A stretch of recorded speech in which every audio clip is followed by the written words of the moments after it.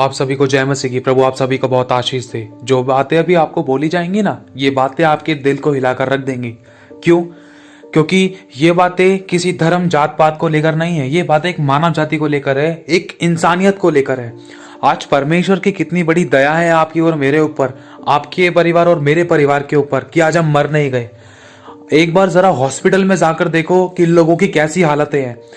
लोगों के पास पैसा है लेकिन वेंटिलेटर का जीवन है। लोगों के पास पैसा है, लड़ाई दंगे है। लोगों के पास पैसा है, बॉडी का कोई अंग काम नहीं करता है। लोगों के पास पैसा है लेकिन फिर भी आंसू हैं। परमेश्वर की आज स्पेशल दया आप पर हुई है कि आज आप अपने शरीर प्राण और आत्मा पर सही सलामत चंगे भले हो और अच्छे तरीके से खड़े हुए हो, बातचीत कर पा रहे हो, खा पी पा रहे हो। नहीं तो बहुत से तो ऐसे ही थे कि जो वॉशरूम के बहाने गए, वॉशरूम करने गए, वॉशरूम में ही उनकी जान निकल गई। बहुत से ऐसे थे जो सोते के सोते रह गए। किसी को अटैक पड़ा था, या किसी को किडनी की प्रॉब्लम थी, या किसी को लीवर का कोई प्रॉब्लम हुआ, सोते के सोते रह गए। कोई किसी की मदद करने वाला नहीं। पता नहीं था कि रात तो बिता ली लेकिन सुबह का सूरज नहीं देख पाए। आपके ऊपर परमेश्वर की दया हुई है। आप बहुत कीमती हो परमेश्वर की नजर में। एक बार भारत के सभी आंकड़ों को चेक करके देखना, रोजाना कितने लोग सोते हैं। सोना मतलब अपने जीवन को पृथ्वी पर समाप्त करते हैं, अपनी आंखों को पृथ्वी पर बंद करके चले जाते हैं। वो किस प्रकार के आंकड़े हैं? ऐसी ऐसी बीमारियों के साथ लोग सोए हैं जो आप अपनी जुबान से लेना भी नहीं चाहते, जिसके बारे में आप किसी को शायद श्राप भी नहीं दोगे, जिसके बारे में आप किसी के साथ मजाक भी नहीं कर सकते। ऐसी ऐसी बीमारियों के साथ लोगों ने अपनी जिंदगी बिताई है। 40 80 साल तक, 60 साल तक लोग उस बीमारी से जूझे हैं। किसी ने तो बचपन में ही अपने प्राण दे दिए, किसी ने अपनी जवानी भी नहीं देखी, किसी ने अपने बुढ़ापा देखा तो उसका बुढ़ापा इतना दर्द में निकला कि कोई उसको बचाने वाला नहीं, मदद करने वाला नहीं।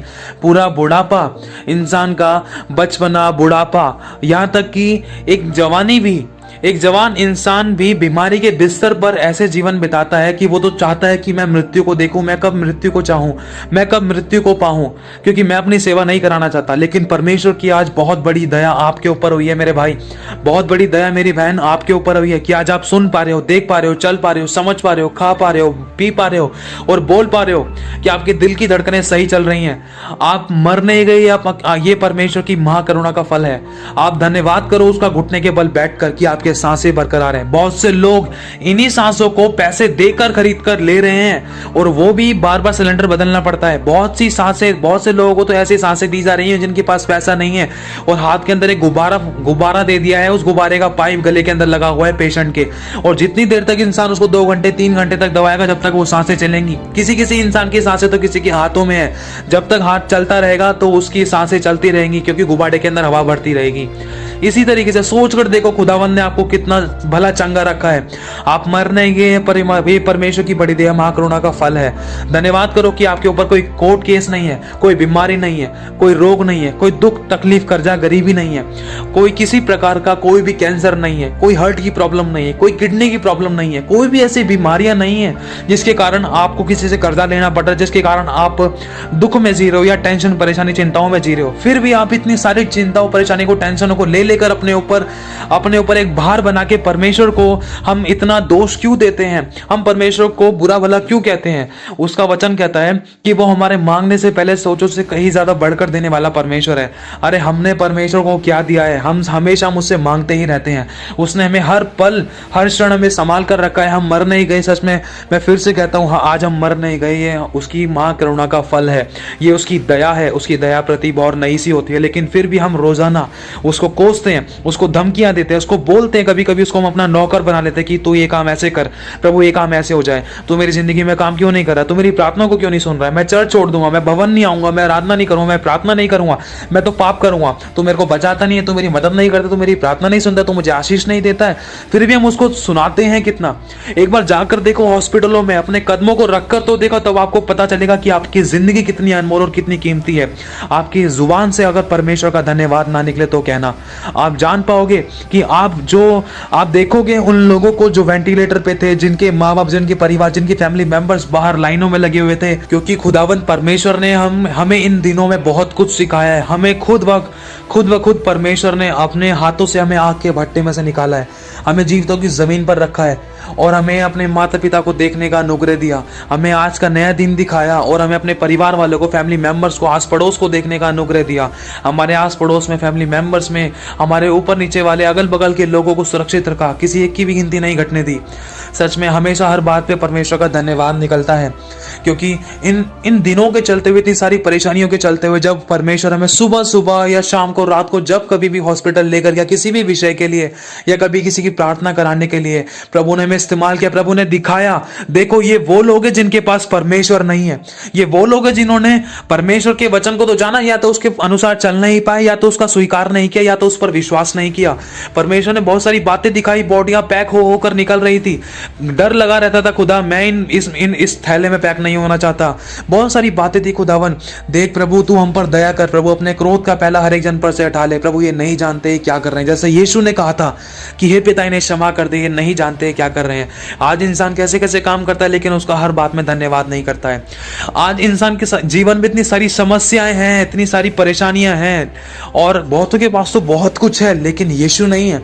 आपको पता होगा बड़े बड़े सेलिब्रिटीज के पास भी कितनी कितनी बड़ी बड़ी बीमारियां उनको ले गुजरी, और उनको पैसा नहीं बचा पाया। क्यों? क्योंकि उनके पास खुदावंद नहीं था। माइकल जैक्सन के पास पैसा था, उसके पास खुदा नहीं था। और सुशांत सिंह राजपूत के बारे में आपको मालूम होगा, सब कुछ होने के बाद भी हमको लगता है कि एक फिल्म इंडस्ट्री में जो भी लोग आर्टिस्ट होते हैं, जो भी हीरोज होते हैं, जो भी आर्टिस्ट होते हैं, या जो भी एक्टर्स होते हैं, उनकी लाइफ कितनी आलीशान होती है, लेकिन उनके पीछे की सच्चाई तो कोई जानता ही नहीं है। वो एक दुकान पर खड़े होकर कुछ खा पी भी नहीं सकते हैं, वो तो बात अलग है। दूसरी बात यह है कि उनके मन में क्या सच्ची शांति है। एक बार इस बात को ध्यान से सोचना, अगर सच्ची शांति होती ना तो सुशांत सिंह राजपूत फांसी नहीं लगाता। इंसान के पास पैसा है और चेहरा तो कुछ और दिखाता है, लेकिन अंदर गहराई कुछ और होती है। इंसान अपने ऊपर एक नकाब लगाकर चलता है इस इंडस्ट्री में। अपने आप को जानो और परखो और समझो, जो खुदावन ने आपको दिया उसका हर बात में धन्यवाद करो। आपके ऊपर परमेश्वर की बहुत बड़ी दया हुई है, इस बात का ध्यान रखना, कभी इस बात को मत भूलना। क्या आपको लगता है कि आप दूसरों से बहुत अच्छे लोग थे, इसीलिए आप परमेश्वर के भवन में बैठे हो, परमेश्वर के भवन में आते हो, उसकी आराधना और प्रार्थना करते हो, उसके वचन को सुनते हो, उस पर विश्वास करते हो, परमेश्वर ने आप पर दया की है? नहीं, ये बहुत बड़ी मिसअंडरस्टैंडिंग है। इस बात का ध्यान रखना। आपसे और मुझसे भी बहुत अच्छे अच्छे लोग हैं जिनके पास परमेश्वर का वचन नहीं है, जो बीमारियों में है, जो कोई किडनी का पेशेंट है, कोई हार्ट का पेशेंट था, कोई कैंसर का पेशेंट था, कोई बड़ी बड़ी बीमारियों का पेशेंट था, लेकिन उनके पास खुदा का वचन नहीं है। क्यों? आपको ही क्यों चुना? क्यों? क्योंकि आपके ऊपर वो दया हुई है, आपके ऊपर वो दया हुई है। और आप कभी अपने आप को यह मत सोचना कि आपने ही सबसे ज्यादा दुख सहा है। नहीं, आपने नहीं सहा, आपके ऊपर परमेश्वर की दया हुई है। आपसे ज्यादा दुख उन लोगों ने सहा है जो आज तक हॉस्पिटलों में पड़े हैं, जो बड़ी बड़ी बीमारियों में है, जिनके पास किसी के पास पैसा तो है, लेकिन दुख भी है, आंसू भी है, समस्याएं भी हैं, और बहुत कुछ होने के बाद भी एक कंगालपन है। आपसे ज्यादा दुख उन लोगों के पास है, लेकिन उनके पास परमेश्वर का वचन नहीं है, उनके पास यीशु नहीं है। और आप बहुत इसमें कीमती हो, परमेश्वर की नजर में बहुत अनमोल हो, प्रतिष्ठित हो। उसने आपसे प्रेम किया, अपने लहू का दाम देकर आपको खरीदा है, वो आपसे प्यार करता है। मैं फिर से कहता हूं, आपके ऊपर परमेश्वर का बहुत बड़ा अनुग्रह हुआ है। उस सर्वशक्तिमान ईश्वर परमेश्वर की आप पर दया है, आप पर अनुग्रह है। वो आपको जांचता है, परखता है, समझता है, देखता है, सुनता है। आपके आंसू की शुद्धि उसने ली है और आपको अपनी महिमा के लिए इस्तेमाल किया है। आपको बहुत ऐसे आशीषित किया है, आपके हाथ के कामों को सफल किया है, आपके आंसू को वो पोंछता है, आपकी प्रार्थनाओं को वो सुनता है। लेकिन बहुत सारे ऐसे हैं, आपके बैकग्राउंड में बहुत सारे ऐसे हैं जिनको आप शायद जानते हो जी, या जिनको नहीं जानते, या जिनको आपने देखकर इग्नोर किया है, जिनको हमने देखकर इग्नोर किया, या कभी बताने की कोशिश ही नहीं करी। वो जो बोल नहीं पाते थे, सुन नहीं पाते थे, देख नहीं पाते थे, चल नहीं पाते थे। बहुत सारे अंधे, गूंगे, बहरे, लंगड़े, लूले जो नहीं जानते थे खुदा के वचन को, उनके पास परमेश्वर का वचन नहीं है। जो आपसे भी ज्यादा गए गुजरे थे, जो मुझसे भी ज्यादा गए गुजरे थे। मैं आपके लिए ही नहीं, वरन ये मेरे लिए भी है।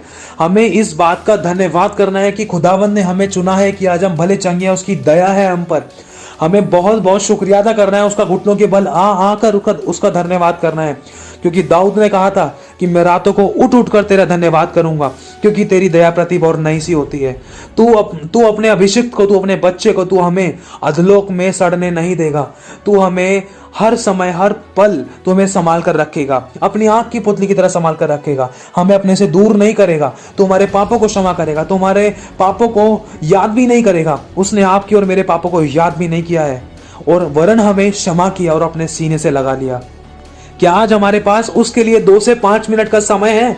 क्या हम अकेले में उसके साथ बैठकर उसका हर बात के लिए शुक्रिया अदा करते हैं कि प्रभु तेरा धन्यवाद, मैं इन आंखों से देख पा रहा हूं, प्रभु तेरा धन्यवाद मैं सांस ले पा रहा हूं, प्रभु तेरा धन्यवाद मैं होठों से बोल पा रहा हूं, प्रभु तेरा धन्यवाद मैं इस कानों से सुन पा रहा हूं, प्रभु तेरा धन्यवाद मैं इन हाथों से वजन उठा पा रहा हूं, मैं काम कर पा रहा हूं, प्रभु तेरा धन्यवाद इन घुटनों में मेरी ताकत है, प्रभु तेरा धन्यवाद मैं इन पैरों पर खड़ा हो पा रहा हूं, प्रभु तेरा धन्यवाद मेरी रीढ़ की हड्डी सही है, प्रभु तेरा धन्यवाद मैं सांस ले पा रहा हूं, मेरे दिल की धड़कनें सही चल रही हैं, मुझे कोई बीमारी नहीं, कोई रोग नहीं, कोई दुख नहीं है, कोई कर्जा गरीबी नहीं है। यह प्रभु जो भी समस्या थी प्रभु तूने उस पर जय पाने का अनुग्रह दिया, तू उस समस्या से मुझे निकाल रहा है प्रभु। तूने पहले में जब मैं इतनी सारी समस्या में जब तूने मुझे पहले संभाल लिया तो अब तक तू संभाल कर लेकर आया, तो आगे भी क्यों नहीं संभालेगा?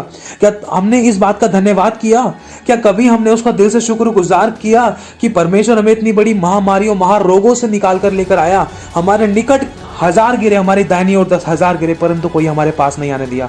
लॉकडाउन को खत्म होने के बाद भी हमने उसका दिल से शुक्रगुजार नहीं हुए। क्या पता हमारी भी बॉडी पैक हो सकती थी, लेकिन खुदा ने हमें उस आग के भट्टे में से निकाला। हमारी बॉडी को पैक नहीं होनी थी, खुदावन ने हमें चुन रखा है, आपको चुन रखा है, मुझे चुन रखा है, हमको नरक से बचाया, अधोलोक से बचाया, पाप से बचाया, बड़ी बड़ी बीमारियों से बचाया, महामारियों महारोगों से बचाया, और हमें मृत्यु के कौर होने से बचाया, अधोलोक में पड़ने से बचाया है हमने। लेकिन उसका एक बार भी दिल से शुक्रगुजार नहीं हुए, हमने उसका एक बार भी दिल से धन्यवाद नहीं किया। हम सब अपने अपने कामों में लग गए, कोई फोन चलाने में लग गया, कोई बिजनेस में लग गया, कोई नौकरी में लग गया, कोई जॉब ढूंढने में लग गया, कोई अपने शारीरिक अभिलाषों को पूरा करने में लग गया, कोई गर्लफ्रेंड बॉयफ्रेंड को पटाने में लग गया, कोई ट्यूशन जाने में लग गया, कोई स्कूल जाने में, जो भी वटेवर आप जानते हैं। हाँ, भले ही स्कूल तो खुले नहीं है, लेकिन बहुत सारी बातें हैं, लेकिन किसी ने इस बात पर धन्यवाद नहीं किया। खुदावन आज घुटनों के बल आज इंतजार करता है कि मेरे बच्चे, मैं तुझे इतनी बड़ी समस्या से निकाल कर लेकर आया, क्या तेरे पास इतना भी समय नहीं है मेरे पास कि तू मेरे पास आकर तू मुझे धन्यवाद कर सके? मैंने तुझे सांसें दी हैं, मैंने तुझे अपनी संगति में बुलाया है, मैंने तुझे आज का नया दिन दिखाया है, मैंने तुझे तेरे माँ बाप को देखने का अनुग्रह दिया है। मेरे अनुग्रह से ही तू आज पैरों पर चल रहा है, मेरे अनुग्रह से ही तू आज रोटी खा रहा है, मेरे अनुग्रह से ही तू आज चल फिर पा रहा है, मेरे अनुग्रह से ही तेरा आज दिमाग काम कर रहा है, मेरे अनुग्रह से ही तेरे दिल की धड़कनें चल रही हैं। लेकिन आपने इतनी सारी बातों को जानकर भी, मैंने इतनी सारी बातों को जानकर भी हमने अनजान क्यों किया? आज खुदा का वचन आपसे और मुझसे हम सबसे कहता है, क्योंकि उसका वचन कहता है, उसका वचन दो-धारी तलवार से भी ज्यादा चौखा है। उसका वचन हड्डी हड्डी मांस मांस गूते गूते गांठ गांठ को आर पार छेद देता है, मन की भावना को जहां से और चंगा करता है। उसका वचन जीवित और प्रबल है, दो-धारी तलवार की तरह है, जो सुनने और सुनाने वाले को आर पार छेद देता है। यह सिर्फ मेरे लिए ही नहीं वरन आपके लिए भी है। परमेश्वर का वचन हम दोनों से बात कर रहे हैं, मेरे भाइयों मेरी बहनों। हमको उसका धन्यवाद करना है, हमें अपने कामों पर जाने से पहले उसको पहला स्थान देना है। ठोकर खाने से पहले अगर हमें समझ आ गई तो बहुत बढ़िया रहेगा, क्योंकि बहुत से ऐसे थे जिनको ठोकर खाने के बाद मौका नहीं मिला, जिनको हमें अपनी आंखों से जाते हुए देखा। इस बात का ध्यान रखना। मैं फिर से कहता हूं, जो हमने अभी पाया है ना, वो हमने कभी सोचा नहीं है, जो हमने सोचा वो हमें कभी मिला नहीं है, जो हमें मिला है खुदा की दया से वो हमें राज नहीं आया, और जो हमने पाया है ना, वो हमें हमसे कभी संभाला ही जाता ही नहीं है, बिल्कुल नहीं संभाला जाता। हमें तो और चाहिए, और के चक्कर में हम जितना है उसको भी खो देते हैं। जो कभी पाया वो कभी सोचा नहीं, जो सोचा वो कभी मिला नहीं, जो मिला वो कभी राज आया नहीं, जो खोया वो याद आता है, जो पाया वो कभी संभाला जाता नहीं। मैं फिर से कह रहा हूं, कोई भी ऐसा मोमेंट ना आए कि आप खोकर या हम में से कोई भी खोकर पछताए। मैं फिर से कहता हूं, बहुत से ऐसे थे जिनको ठोकर खाने के बाद मौका ही नहीं मिला। मैं फिर से कहता हूं, उसका हर बात में धन्यवाद करो।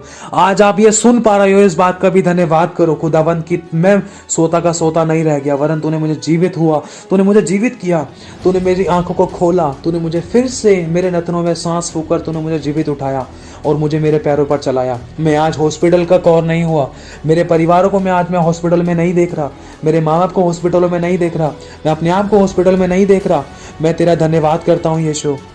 एक बात और आप सभी से कहना चाहता हूँ, आपने जो भी परमेश्वर से प्रार्थना में मांगा है ना, आपकी प्रार्थनाएं सुनहरे अक्षरों में परमेश्वर के पास लिखी गई है और वो हर एक प्रार्थना का उत्तर देगा। उसका वचन कहता है कि जिस समय तूने मुझे पुकारा उसी समय मैंने तेरी सुन ली, और मैंने तेरी प्रार्थना को सुनकर स्वर्ग से उत्तर भी दिया है, और मैं तेरे मांगने से पहले ही तेरी इच्छाओं को जानता हूं कि तेरी क्या क्या आवश्यकता है। खुदावंद पहले ही जानता है। खुदा पेड़ पे बैठे पक्षियों को खिलाते थे, तो आप तो उनसे भी ज्यादा मूल्य रखते हो। परमेश्वर का वचन कहता है कि तू मेरी दृष्टि में अनमोल और प्रतिष्ठित है। जब एक पशु, एक चिड़िया और एक बाज अपने बच्चों को खिलाना जानता है, तो हमारा रचने वाला, हमारा परमेश्वर जिसने हमें मुंह दिया, क्या वो हमें खाना नहीं खिलाएगा?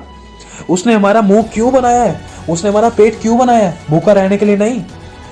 उसने हमें खाने के लिए ही हमारा ये शरीर की ये सारी प्रतिक्रिया बनाई है, प्रक्रिया बनाई है, और उसने बनाया है। और तो अभी तक वो आपको खिलाता भी है, आपको भूखा नहीं रहने दिया।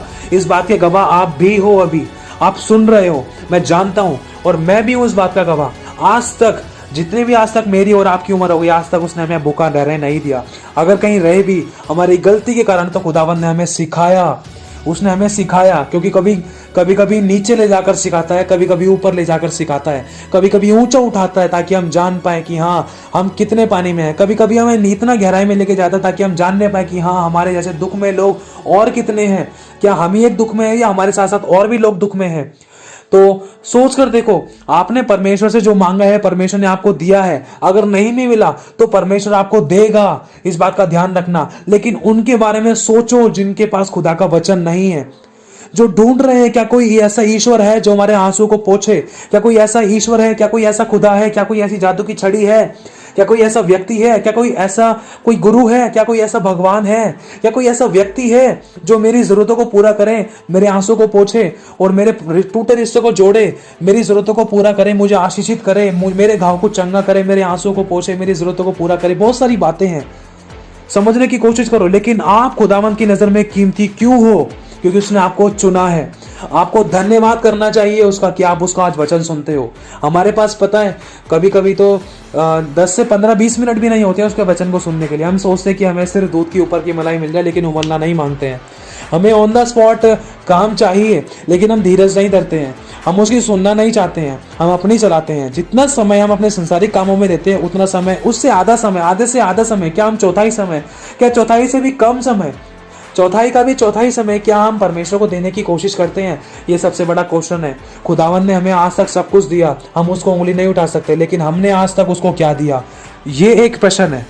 मैं फिर से कहता हूं, हमें हर बात में उसका धन्यवाद करना है, हमें हर बात में उसका धन्यवाद करना है।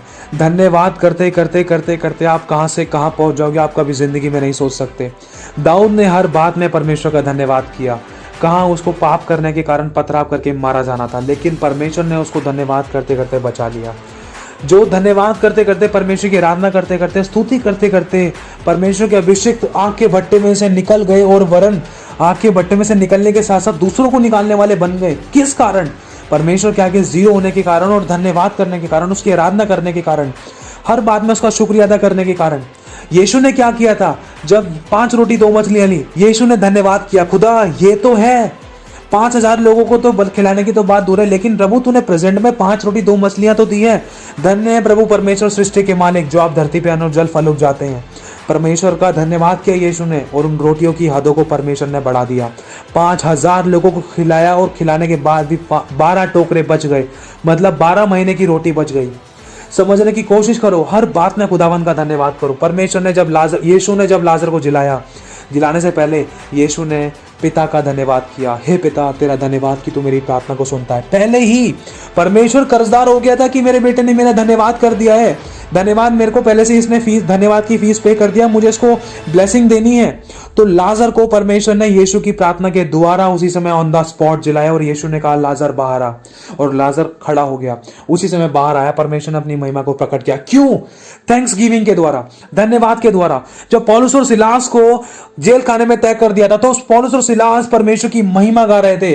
धन्यवाद का बलिदान चढ़ाने वाला उसकी महिमा करता है। आराधना करते करते उनके बंधन टूट गए, उनकी बेड़ियां टूट गई, जेल हिल गई, वहां के लोग हैरान हो गए, और धन्यवाद के कारण परमेश्वर ने उनको वहां से आजाद किया। वरन वहां पर भी जेल के अंदर सुसमाचार का प्रचार हुआ। जेल के कैदियों ने यीशु को अपना उद्धारकर्ता ग्रहण किया। कब? धन्यवाद के कारण। उन्होंने अपना दिमाग नहीं लगाया कि हम जेल से कैसे निकलेंगे।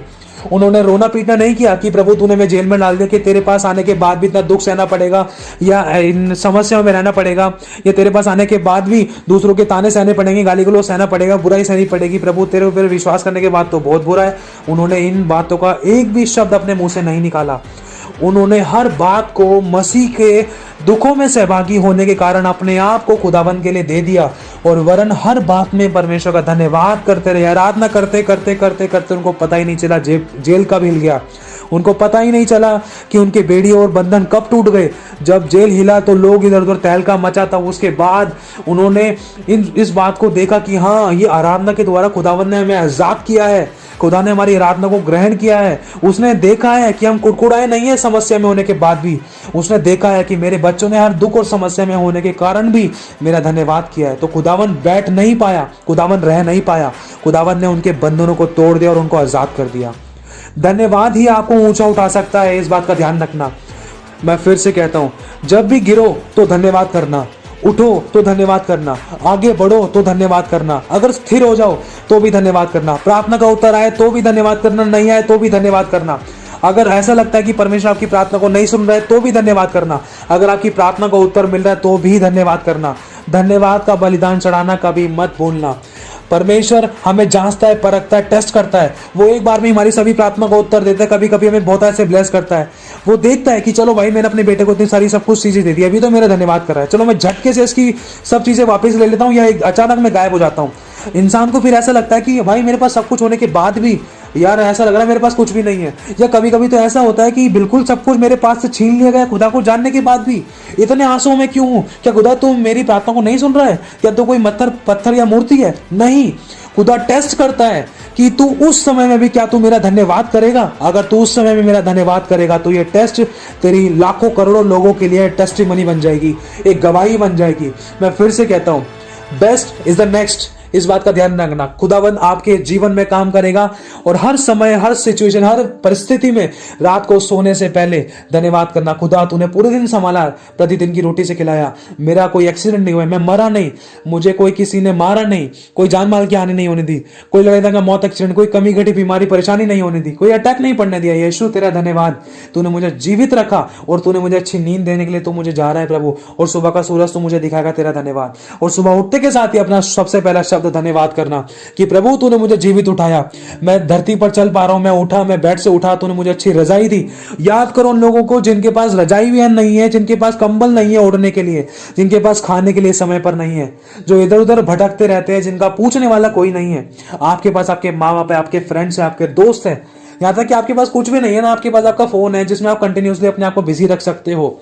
लेकिन बहुत से ऐसे लोग हैं जिनके पास अपना तक नहीं है, फोन क्या, घर परिवार नहीं है, ओढ़ने के लिए कंबल नहीं है। हमारे पास कितने जोड़ी जूते चप्पल रहते हैं, लेकिन मैंने ऐसे लोगों को देखा उनकी शर्टें फटी हुई हैं, चप्पलें खराब है, कोई नंगे पैर घूम रहा है, बच्चों को देखा हाथ के अंदर कपड़ा है, कंधे पर कट्टा है, बोतलें बीन रहे हैं, कपड़े फटे हुए हैं, ना तो सर पे ओढ़ने के लिए कोई टोपा है, ना पैर में पहनने के लिए कोई जुराब है। लेकिन मैं धन्यवाद करता हूँ खुदा, तेरा धन्यवाद कि तूने मुझे अच्छे पैर दिए हैं, कि मैं इन पैरों में जुराब पहन पा रहा हूं। बहुतों के पास ऐसे पैर भी नहीं थे कि वो किस बात का धन्यवाद करेंगे। लेकिन मैं परमेश्वर का धन्यवाद करता हूं कि परमेश्वर ने मुझे पैर दिए हैं, परमेश्वर ने मुझे पैर दिए हैं। जो लोग खुदा के वचन को जानते हैं वो हर बात का धन्यवाद करेंगे, चाहे उनके पास कुछ है या नहीं है। कहने का मतलब चाहे उनके पास रुपया, गाड़ी, पैसा, धन दौलत है या नहीं है, अगर उनकी प्रार्थना का उत्तर कोई मिल रहा है, नहीं मिल रहा, हर बात में उसका धन्यवाद करेगा। खुदा का बेटा है तो अगर कोई खुदा का बंदा है तो उसका हर बात में धन्यवाद करेगा। मैंने ऐसे ऐसे लोगों की गवाहियां सुनी जिनके पास हाथ भी नहीं थे, पैर भी नहीं थे, उन्होंने खुदावंद की महिमा लाखों करोड़ों लोगों के बीच में करी। क्यों? थैंक्स गिविंग के द्वारा। जो जिनके पास हाथ पैर हैं वो लोग परमेश्वर की महिमा, हम लोग अच्छे से क्यों नहीं कर पा रहे महिमा? हमने जब अपने आप से एक बार इन बातों का क्वेश्चन करते हैं ना, तो ऐसा लगता है कि प्रभु सच में बहुत बड़ी शर्मिंदगी सी महसूस होती है। हमारे पास इतना अच्छा शरीर, इतने अच्छे हाथ पैर होते हुए भी हम सुसमाचार सुनाने के लिए नहीं जाते, हम तेरा धन्यवाद नहीं करते, हम किसी के दुखों में दुखी नहीं होते, जो कैद में है, जो समस्या है, जो बीमारी में, जो परेशानी में, उनको दुखाल पूछने नहीं जाते, ना ही उनके लिए प्रार्थना करते, और ना ही कभी फास्टिंग के साथ उनके लिए दुआएं करते, ना ही उनके पास कभी मिलने जाते। लेकिन जिनके पास कुछ नहीं है वो लोग रेडियो पर, साइकिलों पर, 3 पहिए वाली साइकिलों पर, जो सिर्फ अपने हाथों से चलाते हैं, हाथों से साइकिलों को चलाते हैं और सुसमाचार प्रचार करते हैं, उनको देखकर हमें सीखना चाहिए। जिनके पास कुछ नहीं है ना, खुदावन उन्हीं के द्वारा इतनी बड़ी महिमा प्रकट करता है जो हम कभी जिंदगी में नहीं सोच सकते। अगर आप चाहें तो YouTube पर सर्च कर सकते हैं, जिनके हाथ नहीं थे, पैर नहीं थे, खुदावन ने उनको अद्भुत तरीके से आंख की तरह इस्तेमाल किया।